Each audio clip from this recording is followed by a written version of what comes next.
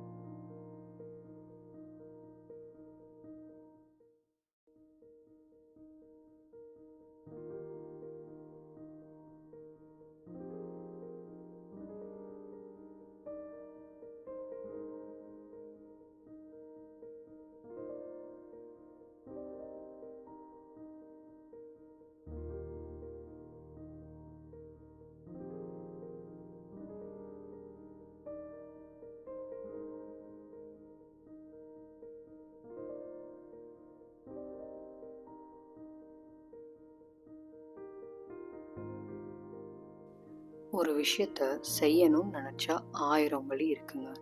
செய்யக்கூடாதுன்னு நினச்சா 1000 காரணங்கள் இருக்குங்க.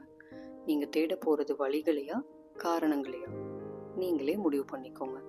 அப்புறம் இந்த விஷயம் ட்ரை ஃப்ரூட் ஜூஸ்க்கு மட்டும் இல்லைங்க, நம்ம லைஃப்லையும் எல்லா விஷயத்துக்கும் பொருந்தும். ஹெல்தியானது டேஸ்டியாகவும் இருந்தால் வேற லெவலுங்க. And your breakfast routine healthified by G3.